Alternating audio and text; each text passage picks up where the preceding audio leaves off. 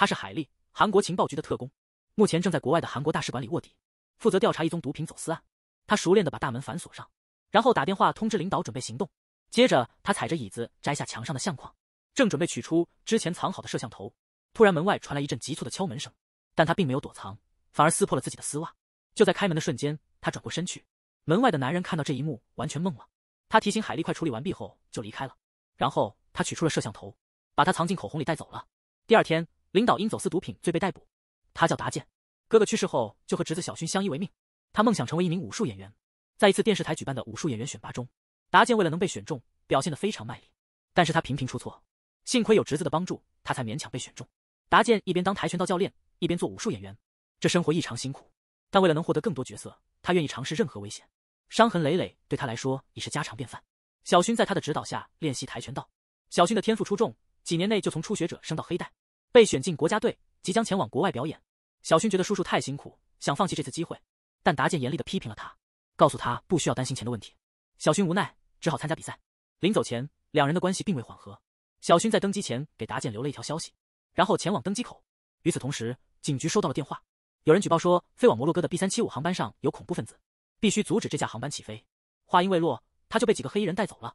同时，警局的警报也响了起来。一名女警在撤离的同时打电话向上级汇报情况。这时，一个女人突然在她后颈一拍，女警立刻口吐白沫晕倒了。而此时，所有乘客已经登机完毕，飞机随时都可能起飞。这是一架飞往摩洛哥的普通航班，载着211名乘客，其中有一个神秘男子。他走进卫生间，取出事先准备好的冷冻剂，然后潜入了飞机的控制室，将冷冻剂固定好，直接对准氧气罐。在冷冻剂作用下，压力迅速飙升，气压一下子就达到了极限。接着就是一声巨响的爆炸，机翼被毁，飞机瞬间失去了控制，舱内乘客一片混乱。机长拼命控制飞机，但也没用。缺氧中，乘客们开始一个接一个晕过去。这时，飞机急速坠落，冲上云霄的那一刻，飞机爆炸了。第二天，达健从新闻里看到了这一切，飞机上的每一个人都没能幸免，侄子的名字也在遇难者名单上。达健悲痛欲绝，简直不敢相信这突如其来的噩耗。这是韩国历史上最惨重的空难，政府不得不做出回应，但总统还在悠闲的化妆，抱怨说这场空难在他任期最后一年发生，认为这是在给他的政治生涯抹黑。然后他前往新闻发布会，向遇难者家属表达了歉意。几天之后，航空公司组织家属前往摩洛哥悼念死者，并讨论赔偿事宜。由于飞机坠毁在印度洋，打捞所有遇难者几乎是不可能的，决定在附近海滩举办一个联合葬礼。迎接他们的是大使馆的海莉。在前往酒店的路上，却遇到了飞机上的那个神秘男子。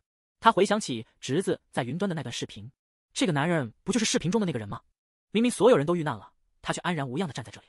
达健立刻追了出去，穿过拥挤的市集，走进一条小巷，本以为跟丢了，没想到那个神秘男子竟在这里等着他，正想上前问个清楚，只见那男人迅速拔出枪来射击。幸好达健反应够快，一把打飞了男人的手枪，但达健毕竟不是对手，被那神秘男用花盆狠狠砸倒。为了追查真相，他靠着坚强的意志再次站了起来，爬上屋顶，继续追寻那个神秘男子。发现他正准备开车逃离，达健在屋顶上狂奔，纵身一跳，跳了下去。他趴在车顶，命令那男子下车。对方是恐怖分子，怎会乖乖听话？直接踩下油门，想要将达健撞死。达健只好趴紧车盖，紧紧抓住车身，从车头爬到车顶，然后从车顶摔到车尾。虽然被车拖着，一路颠簸，他还是没放弃，用力爬回车顶，用肘部猛击，把车窗都敲碎，一个翻滚就窜进了车里。两人立刻扭打在一起，眼看就要制服那神秘男子。突然一个急转弯，车撞上了护栏，达健一下子被甩出车外。他再次爬起来，那男的已经开车逃了。飞机事故211人全部遇难，但达健在异国他乡发现了一名幸存者。两人的争斗之后，神秘男逃走了。他立马把这消息告诉了所有遇难者家属，但没人相信他的话。万米高空的飞机爆炸，怎会有人生还？有人甚至说他疯了，胡说八道。他突然想起还有人见过那个神秘男。追赶时，海莉正巧和神秘男擦肩而过，达健还大喊让他帮忙拦下那人。他问海莉记不记得我让你拦的那个人，海莉却一头雾水。然后他找出云端上的视频，指给海莉看，让他认出神秘男。所有家属的目光都集中在海莉身上，他们仔细看着照片，回想当时的情况，但海莉根本没看清那男的长相，别无选择，只得去机场调监控。但奇怪的是，监控里的男人不是视频里的那个。家属们对此非常不满，本已经失去亲人，心中满是痛苦，为何还要这样折磨人？达健见状便不再多言，但他亲自和那男子动过手，肯定监控被篡改了。与此同时，神秘男也在调查达健，得知他是遇难者家属后，意识到可能暴露了，这让他非常不爽，决定亲自解决达健，销毁所有证据。与此同时，达健已经备份了视频，锁好笔记本便去找海莉。白天海莉的表现让达健怀疑他肯定也牵连其中。但敲门却没人应答，他决定翻墙进去。正当此时，一把手枪顶在他的后脑，枪的主人正是海莉。达健丝毫不惧，反问他是不是和恐怖分子一伙的。海莉正解释时，他猛地夺过枪，还警告海莉赶紧说实话，否则直接打爆他的头。海莉却说他不怕。达健一怒之下就扣动了扳机，可枪里竟然一颗子弹都没有。他把他按到墙上，开始动手动脚。海莉怎么挣扎也没用，达健完全不理，他还是没有停手，然后把他绑起来，开始在他家里翻箱倒柜。海莉警告他这样是犯法的。达健举起一个盒子准备打开，海莉急了，拜托他别打开。达健却把整箱倒了出来，里面全是海莉的私人衣物。达健还是继续翻找，发现藏着10几本假护照，还有国情局的工作证。看来这女人的背景不简单。身份泄露的海莉嚣张的让他解开绑绑，但达健根本不信，还嘲笑他家里连把枪都没有，乃像特工。这时海莉的手机响了，达健接了电话，还开了免提。电话是国情局的领导打来的。通过对话，达健确认了海莉的真实身份，急忙给她解绑。没想到海莉一起身就给了他一巴掌。知道了海莉的真实身份后，达健拿出了他侄子空难前的视频，请求他帮忙查一下那个神秘男子。看着他那求助的眼神，还有为了那失去亲人的份上，海莉心软了，答应帮忙，就把视频发给了她的闺蜜眼镜妹，希望她能帮忙分析神秘人电话里说的是什么。第二天晚上，遇难者家属在海边结束了追悼会，大家都准备回国，但达健决定留下来继续追查凶手。正当他准备公开视频时，却发现所有的视频都被删除了。他立刻冲回房间，发现保险柜被撬开，电脑也不见了。与此同时，眼镜妹已经通过技术辨识，一知道神秘男在飞机上的对话，立马打电话给海莉。海莉接到消息，马上去了航空局，去调取黑匣子里的录音。通过声音比对，似乎发现神秘男当时可能在和副驾驶暗中交流，这让海莉恍然大悟，原来坠机并非意外，而是一场恐怖袭击。同时，达健在便利店补给，一个壮汉跟了过来，拿起 AK 就向达健开火，对准达健疯狂扫射，明显是没怎么玩过射击游戏，控枪太烂，一通乱射，连达健的边都没碰到。达健抓住机会跳窗逃生，他的同伴下车接应，却被大胡子击中，两人赶紧跳上车，达健驱车直奔医院。与此同时，海莉回到家发现电脑不见了，紧接着一个蒙面人突然勒住他的脖子，但海莉可不好惹，他拿起地上的小刀直接刺向对方大腿，趁着混乱站起来，拔出手枪成功制服了对方，摘下面具竟是阿三。阿三招了，说是有人出1万块要他命，还打算伪造自杀现场。他也不清楚雇主是谁，只是通过手机联系的。海莉让阿三给对方回个电话，电话接通时竟然是达健。这时达健正在医院急救伤友，他向海莉解释说电话是阿豪的。海莉连忙告诉达健阿豪想杀他，肯定和恐怖分子是一伙的，抓到阿豪就能破案。达健一头雾水，冲进手术室，人已经不见了。四下寻找，发现阿豪已经逃出医院。达健二话不说追了出去。阿三趁他们通话时转身逃跑，速度极快，眨眼就不见了。海莉决定先去医院帮达健，并给航空局的金博士打了个电话，告诉他视频被销毁了，但他让眼镜妹备份了视频，如果一切顺利，明天就能找出恐怖分子。电话刚挂完，博士立马把消息告诉了一个神秘女子。这时候达健正全速100米冲刺追阿豪，突然被赶来的海莉撞上了。身受重伤的阿豪意识到自己逃不了，就拿出毒药警告他们别靠近。双方僵持不下的时候，阿豪突然发现远处楼顶有个杀手，为了保护家人的安全，他选择了吞毒自尽，用尽最后一点力气劝他们别惹那个人，那个人太可怕了，然后就倒下了。但达健还在摇晃阿豪，追问那个幕后黑手到底是谁。海莉实在看不下去，推了达健一下，这一推竟然救了达健一命。他们立马躲到车后，海莉拿出手枪准备跟杀手拼了，但达健复仇心切，抢过了手枪，直接向杀手冲了过去。可惜杀手占据了地形优势，只能用策略求胜，因为高点狙击视野有限，他们打算跑到楼下盲区近距离交火。就在杀手换弹的时候，达健开枪掩护，两人拼命奔向狙击盲区。就在他们准备开枪的瞬间，一把枪突然顶在了杀手的头上。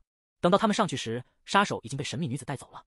就在几小时前，一名神秘记者约达健到咖啡厅，告诉他空难跟一个战斗机项目有关，还说有个重要线人，一会儿他们就要见面。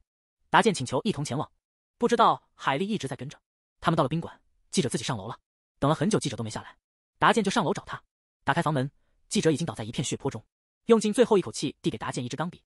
就在达健报警的时候，一个蒙面人向他刺来，没刺中他，转身就跑。但在韩剧里，杀手杀人不行，逃跑却是一流的。再回到房间时，居然被清理得干干净净，记者也不见了，监控显示也没人进过房间。警方认为自己被耍了，海莉亮出自己是国情局的身份，帮忙挡了一下，连眼镜妹都觉得他在撒谎呢。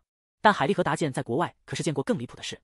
警察一走，达健就拿出那支钢笔，海莉打开钢笔，发现里面藏着个 U 盘，可惜 U 盘坏了，只好先拿回家修。接着达健去了遇难者家属的聚会，看着家属们伤心的自述，他也忍不住伤心起来。此时，海莉已经把 U 盘修好了，里面竟然是失事飞机副机长的资料。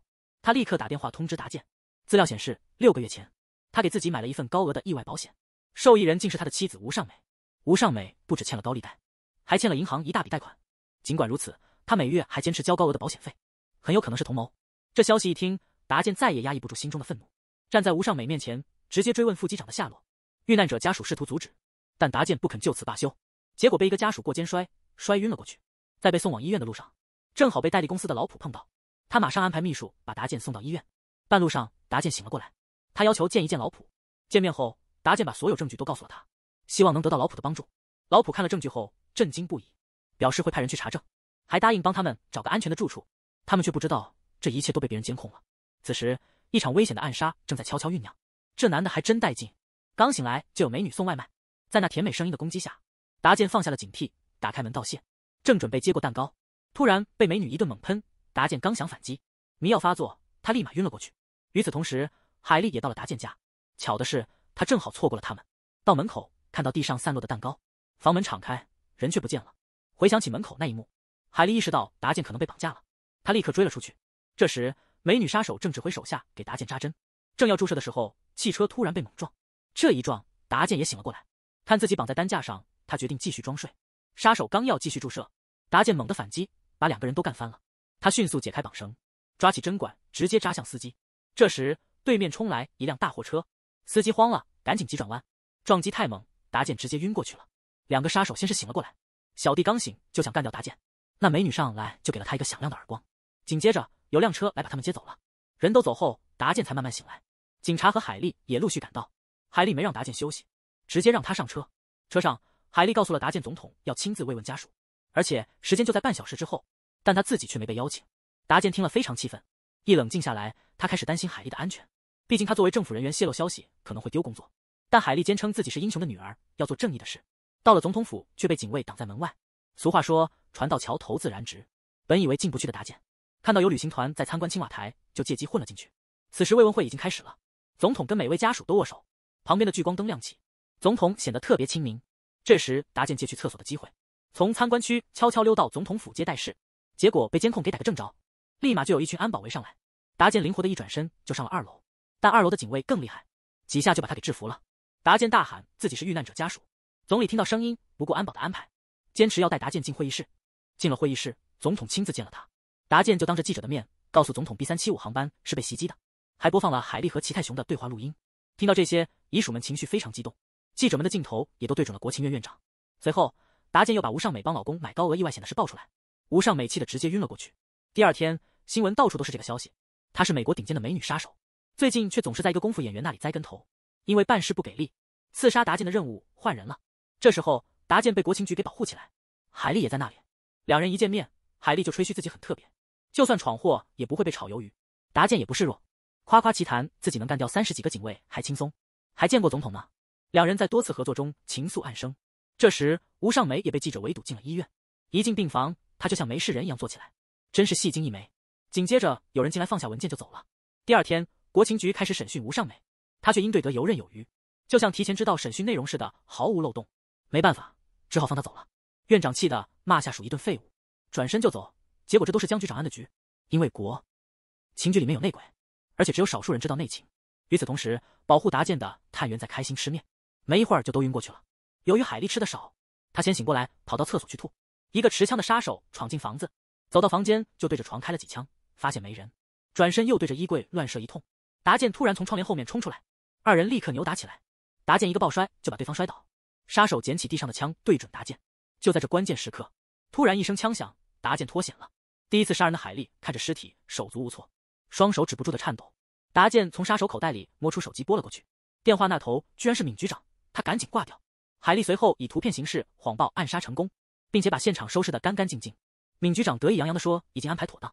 原来交给吴尚美文件的人也是闵局长。国情院放走吴尚美后，悄悄派人跟踪他，直到傍晚，吴尚美出现在教堂，小心翼翼地走进一个小房间，从十字架后面取出藏好的电话拨了出去。电话那头接的居然是副机长阿金。吴尚美表示自己现在已经安全了，只要熬过这阵风头就能享受美好生活。但他不知道的是，他的每一个动作都在国情局的监控之下。电话一挂，国情局的人就赶到了现场。他们破门而入，再次将吴尚美逮捕。在回去的路上，队长打电话向江局长报告此事。正在这时，一辆大货车突然撞了过来，车上的几个人生死未卜。随后一行人将吴尚美带走了。2个探员急忙赶往现场。这时，死去的杀手的手机响了起来，达健并没有接。刚挂断，电话又打了过来。抬头一看，一辆大货车向他们冲来，但关键的证据却被留在了现场。到底是什么原因导致这几个人陷入杀身之祸？几小时前，国情局的内鬼把消息泄露给了文杰，得知国情局已经知道副机长还活着，正准备抓捕知情者，他便安排杀手一路跟踪，中途将人截下，导致几位探员严重受伤。达健赶到现场时，几个人已被抬上担架，确认伤者无生命危险后，他赶紧检查车内有无遗留的证据，恰好发现了吴尚美和副机长的通话记录手机。有了这部手机，他就能找到副机长，揭开所有真相。与此同时，江局长给海丽打了电话，让他立刻逮捕内鬼闵胖子，如果遇到抵抗，可以直接开枪。通过手机定位，他很快就找到了目标。这时，他正在 KTV 尽情享乐，海丽毫不犹豫冲了进去，一把枪指着就要逮捕对方，紧张的双手都在颤抖。闵胖子抓住机会，拿起酒瓶砸了过来，趁着混乱，他拔腿就跑，跑到胡同里被同伙接走了。同时，江局长也找到了上级，希望能主导这次调查，并承诺如果失败会辞职谢罪。领导并不关心他是否辞职，因为失败的话，首先下岗的肯定是他自己，所以他并不同意江局长的提议。江局长立刻解释说，他已经掌握了关键的证据，随时可以找到副机长阿金。听到这个消息，领导感到非常震惊，深思熟虑后还是同意了。听说队长出了车祸，海丽急忙赶过去，看到队长伤势严重，海丽忍不住眼泪流了下来，还细心的给队长盖好被子，紧紧握着队长的手，默默的感到难受。达健见此情景，心情沉重的离开了医院。回到家，像机器人一样开始做晚餐，望着那盘炒饭，满是忧郁。本来一个人吃饭，却不自觉做出2份来。就在这时，门铃突然响了，门外是海丽，手里拎着炸鸡，进了客厅，看到达健的炒饭，高兴地说太喜欢了，然后撕下一根鸡腿递给达健。达健默默地倒了杯酒，海丽也提议一起喝几杯。最近的事情让海丽感到很有压力，不一会儿就喝得烂醉如泥。他在桌子上开始自言自语。听到海丽的话，达健心里也不好受，正要叫海丽起来回家。这时，海丽醉酒后突然亲了达健一口，这突如其来的吻让他心跳加速。可第2天醒来，海丽却完全不记得了。达健心里不是滋味，以为海丽把他当成了别人，明明想吻的人不是他。海丽看到达健那奇怪的表情，还以为自己做了什么错事，看着达健冷冷的走开，她感到十分困惑，这让她在工作时也心不在焉。闺蜜以为是因为队长的伤势让她担心，劝她直接打电话关心，别再默默暗恋了。但此刻海丽脑海中全是达健早上的怪异，打电话却没人接，只好打给达健的好哥们大胖。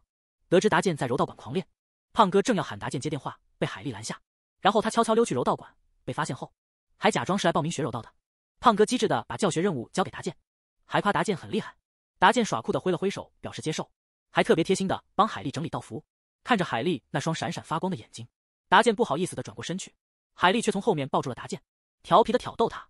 达健紧张的一不小心就用过肩摔把海丽摔倒了，只好尴尬的解释说自己是认真在教学。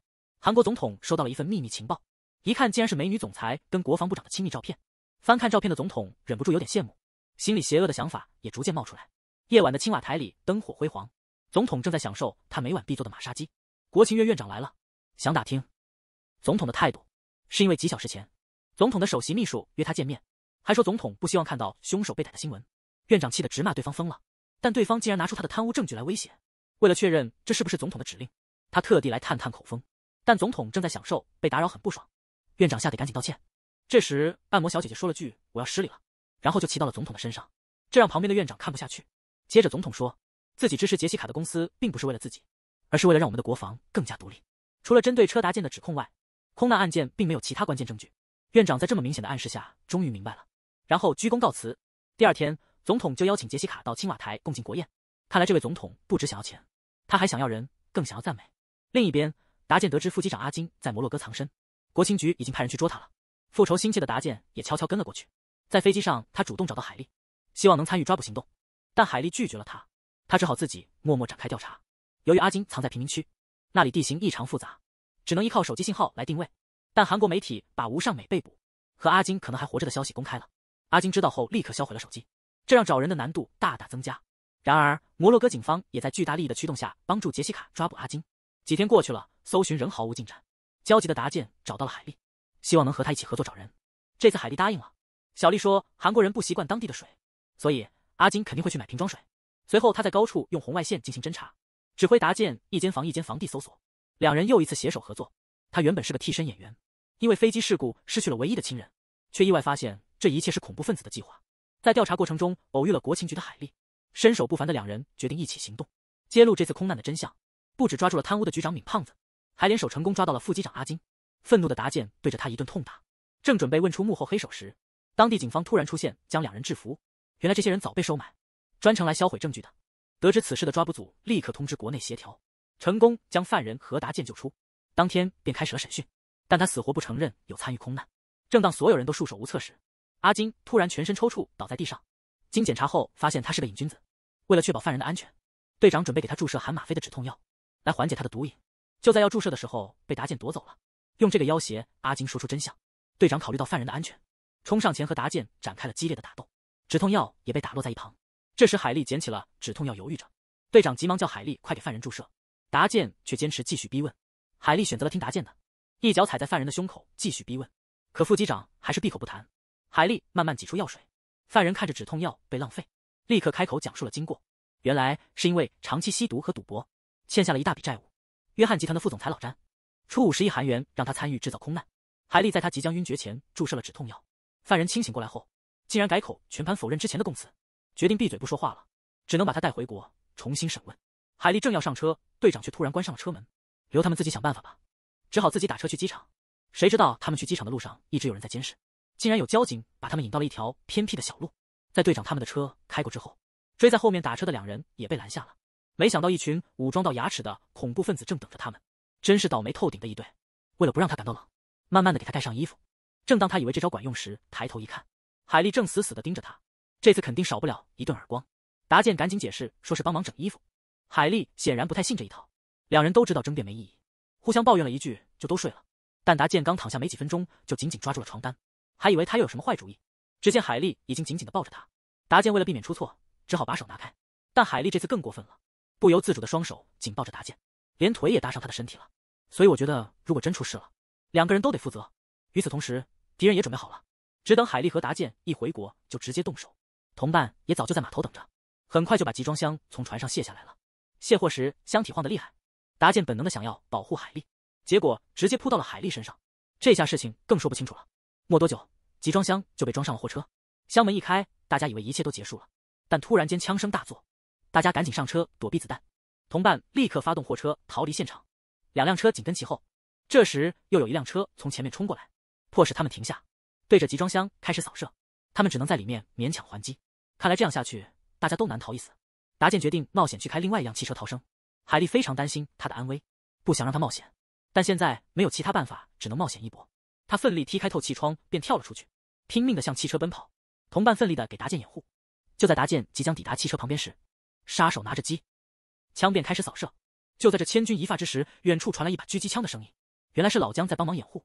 凭借过人的速度，达健终于来到车旁，在队友的掩护下，成功把车开到集装箱旁边。众人成功上车后，便开车向法院驶去。敌人在后方激烈追逐，双方互不相让。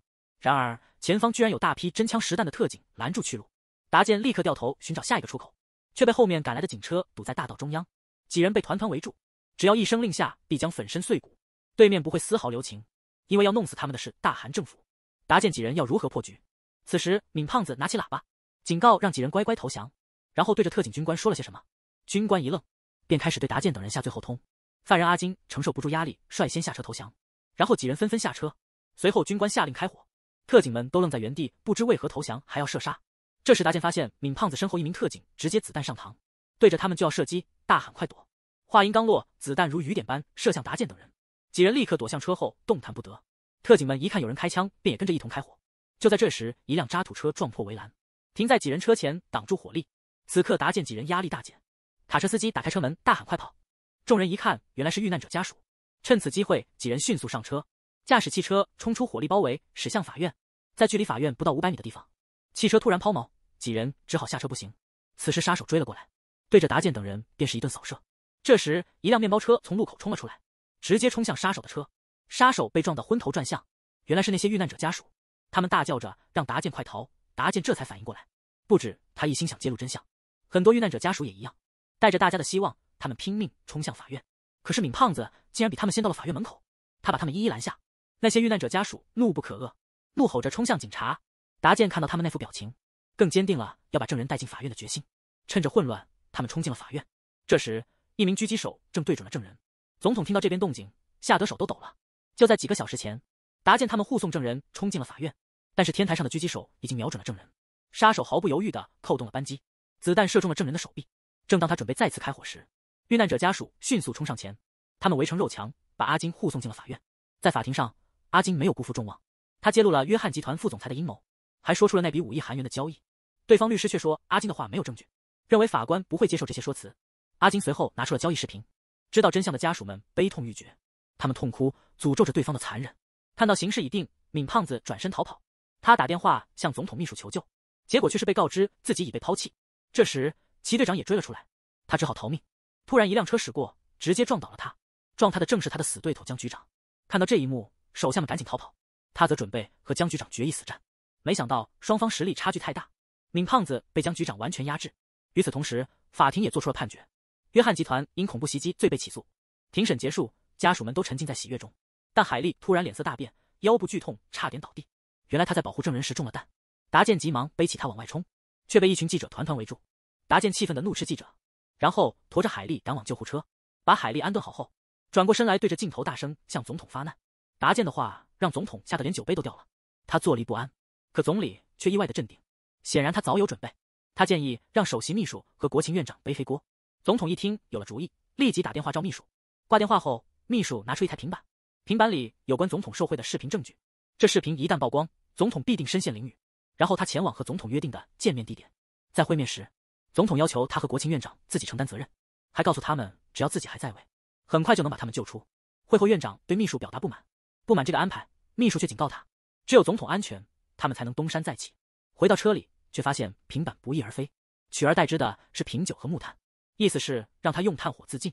这时秘书彻底绝望了，愤怒地拍打着方向盘。在记者会上，总统计划中将责任全推给了秘书和院长，而秘书一个人躲在车里听着总统的演说，看着自己和母亲的合照，他绝望地点了炭火。随着烟雾升起，秘书慢慢倒下。与此同时，海莉被推进手术室，大家得知海莉可能会瘫痪，便去教堂为海莉祈祷。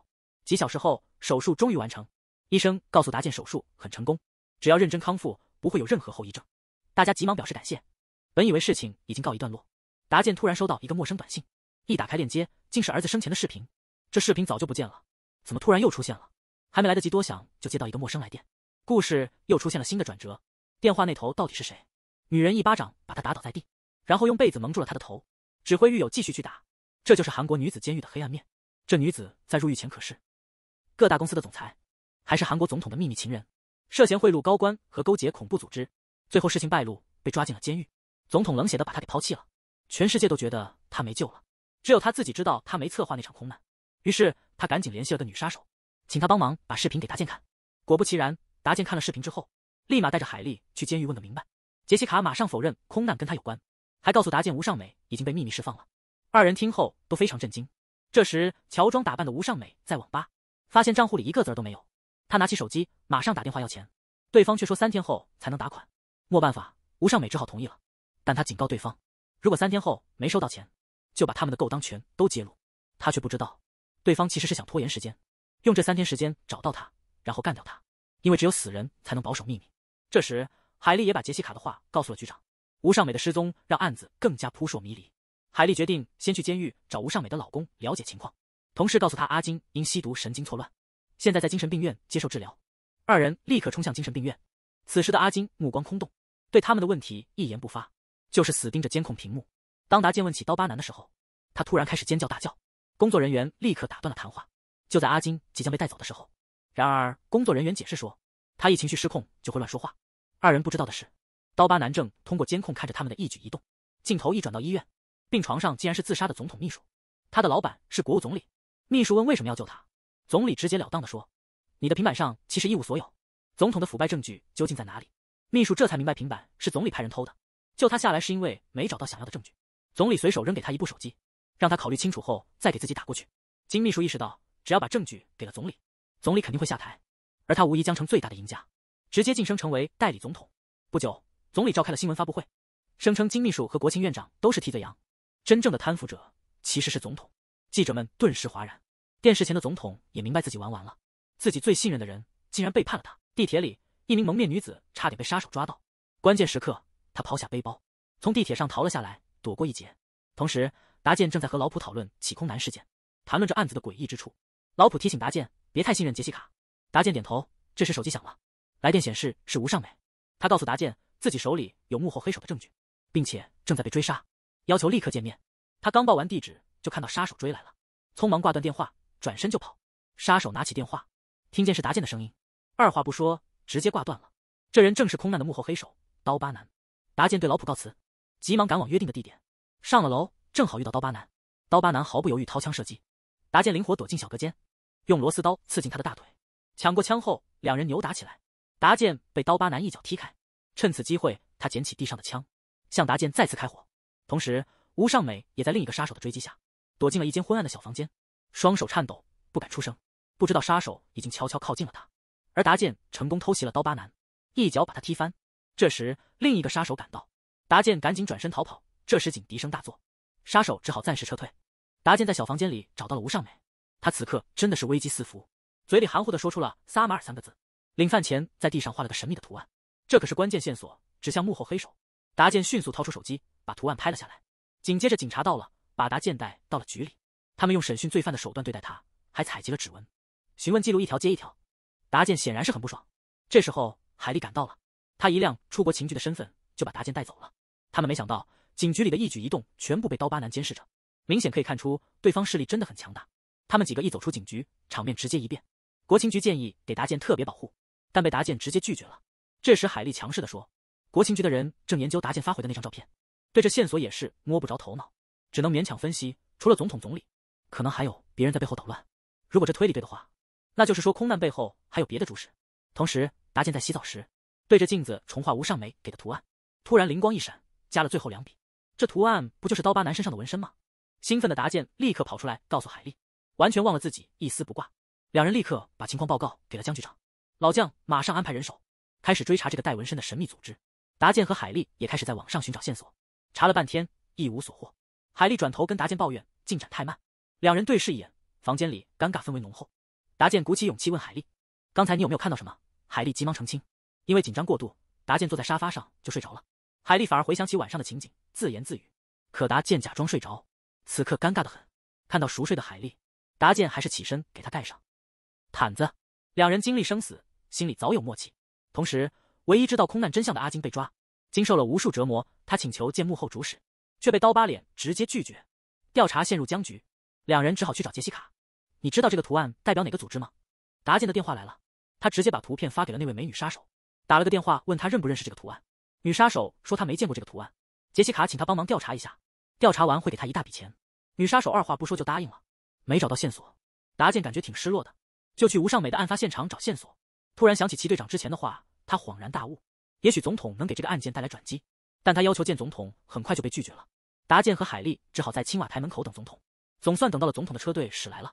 达健立刻拦下了车队，但很快就被警卫制服了。总统摇下车窗，严厉批评达健。达健赶紧解释。听了达健的话，总统决定听听他的想法。他带达健到一个小树林里，达健把对国务总理的猜想告诉了总统。他觉得总统被人利用了，希望总统能帮忙调查一下。因为没有证据，总统拒绝了他。达健指责总统不作为，而总统觉得达健有点疯。这时，金秘书主动去国情院自首了。审讯很顺利，金秘书把总统受贿的视频和录音都交出来了。他拒绝回答为什么自首、是否认识撒马尔等问题。总统受贿的新闻很快在电视上曝光了，国情院长、国防部长等高官都被抓了。民众开始游行，要求总统下台。国会也开始讨论是否罢免总统。结果很明显，很快全票通过了罢免总统的提案。遇难者家属们都鼓掌叫好。这时总统孤立无援了，他躲在车里准备吞药自杀。最后一刻，他想到达健的话，为了不再被总理摆布，他只好求达健帮忙。见面后，总统说他愿意全力帮助达健调查真相，但对于一个即将被弹劾的总统，达健已经不需要他的帮助了。看着达健离开的背影，总统叮嘱他保存好自己的电话号码，以后有事可以随时联系他。与此同时，海莉他们在暗网上查到了刀疤男的真实身份，原来他是美国黑日佣兵团的一名杀手。海莉立刻把这个消息告诉了达健。达健随后询问老普是否了解黑日佣兵团，老普说知道，但因为事情重大，希望能面谈详细说明。刚到老婆家的地下车库，达健接了记者妻子的电话，得知7月24日本是他们的结婚纪念日。就在他去接她的路上，他却遭遇车祸去世了。达健突然想起老普说要帮忙找记者是在7月23日，为什么第二天记者就死了？这一切难道和老普有关？达健被秘书带到楼上老普的房间，看着秘书的背影，他突然意识到这个秘书有问题。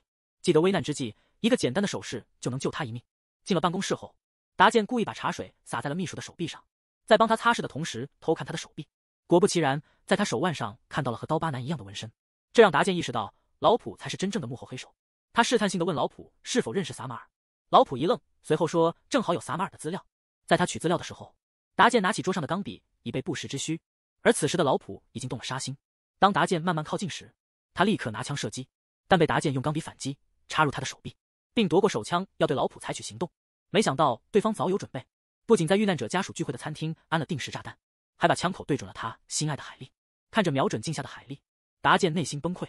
为了不再有人受害，他只能选择投降，然后被老普打倒在地。男友刚刚悲剧去世，女友便前往监狱寻求复仇，但他不知道的是，男友在爆炸前1秒被救。为了保护身边人的安全，达健只能选择隐姓埋名，暗中进行调查。他请求女杀手帮他混入黑日佣兵团，女杀手没有拒绝，只要给钱，他就愿意帮忙。为此，达健只好打电话给前总统。听到电话那头说是达健，总统都惊呆了。明明新闻说他已经死了，怎么可能还能打电话来？还以为是骗子呢。达健却说：“我现在就在你家门口。”看到达健，总统也是一脸震惊，直接把他拉进了屋子。总统急忙问他是怎么活下来的。达健没多说，直接切入正题。总统想了想，就答应了他。与此同时，杰西卡给女杀手打了个电话，希望他能帮忙联系一下美国司法部长，让自己被引渡回美国。女杀手二话不说就答应了，还顺带告诉他老普就是撒马尔。但到了监狱的海莉直奔杰西卡，准备为达健报仇，幸好被狱警发现，及时拦住了。杰西卡为了证明自己没事，就说出了老朴是撒马尔。听到这个，海莉马上明白是老普害了达健，因为违反规定，两人也被关进了小黑屋。不知道达健还活着的海莉伤心的流泪。与此同时，老普得知海莉进了监狱后，猜到他是来调查，就准备去监狱探探海莉的底。海莉忍着心中的仇恨，她的男友刚刚被害，她决定直接去监狱复仇。但到了监狱，却发现真相有别，她的行为却引起了真凶的注意。通过监控，不停地监视海莉的一举一动。为了让老普完全信他是来复仇的，海莉甚至拿刀刺向了杰西卡，这才让老普勉强信了他。杰西卡这边更厉害，他直接打电话给老普要求见面，然后递给他一个邮箱账号，里面有约翰集团所有的罪证。老普质疑杰西卡的真实意图，觉得这么做对他没好处。杰西卡气愤地说集团抛弃了他，总部根本不打算帮他回美国，让他在这里自生自灭。说完就起身离开了。但老普问他为什么不找他帮忙，只要他一句话就能让他回国。杰西卡满眼仇恨地回头告诉老普，老普被他的话深深触动，因为杰西卡曾是他最心爱的学生。于是他打了个电话，安排好了引渡手续。不过这一切都是杰西卡故意为之，就是为了让老普愿意帮忙把他引渡回去。半年后，海莉因为罪名不成立被释放了。他一出监狱，就看到前面停着一辆红色跑车，没想到车里跳下来的竟然是杰西卡。杰西卡说以海莉现在的身份想复仇根本不可能，他希望海莉能和他一起去美国，去接受训练，成为一个顶尖的说客，目的是从商业层面阻止老普和总理的阴谋。但他们不知道的是，达健不仅没死，还成功潜入了黑日佣兵团。在一次抢夺生化武器的任务中，达健发现他们计划用这武器进行恐怖袭击。就在这时，女杀手突然干扰了组织的无线电，她告诉达健来取武器的就是刀疤男，如果暴露身份肯定没命。女杀手催促达健赶紧撤出，但达健却挂断了无线电。他换了弹夹，直接开枪干掉了其他佣兵。等刀疤脸来取武器时，现场已经没有一个活口了，桌子上只放着一个箱子。刀疤男放下武器，小心翼翼地打开箱子，正当他检查里面的生化武器，达健趁机给了他一枪。刀疤男痛苦地在地上挣扎，脸上也开始冒出脓疮，痛不欲生的刀疤男求达健赶紧结束他的命。这时达健却掏出了解药，说2分钟内注射还能救命，如果想活命就老实交代一切。为了生存，那男人交代了所有线索，得知老普计划用生化武器攻击吉利亚，造成混乱后控制整个国家，进而获得吉利亚王国的石油开采权。得到线索后，达健把解药扔在地上，随手一脚踩碎，然后扔出一枚手雷，直接炸毁了实验室，潇洒地离开了。另一面，为了抢下吉利亚的石油项目，老普带着金秘书和闵胖子亲自前往，而海莉经过训练也成了一名顶尖说客，他的任务也是抢下吉利亚的石油开采权。准备好后，他坐上了加长版50红光，向吉利亚皇宫驶去。他不知道的是，一支狙击小组已经在路上等他很久了。狙击手竟然是达健。很快，目标车辆出现，队友立刻射击爆了轮胎，车胎爆了，汽车马上停下来，狙杀的任务就落在达健身上。正当达健瞄准准备开枪时，一阵微风吹开了那女人的面纱。达健这时才明白，原来目标竟是海莉。看到达健迟疑不开枪，队友在耳机中不停催促他，见达健还是无动于衷，队友便要求自己来射杀目标。听到这话，达健立刻转枪，一枪就把队友给干掉了。枪声响起，保镖立刻带着海莉快速离开。此刻，达健流下了自责的泪水。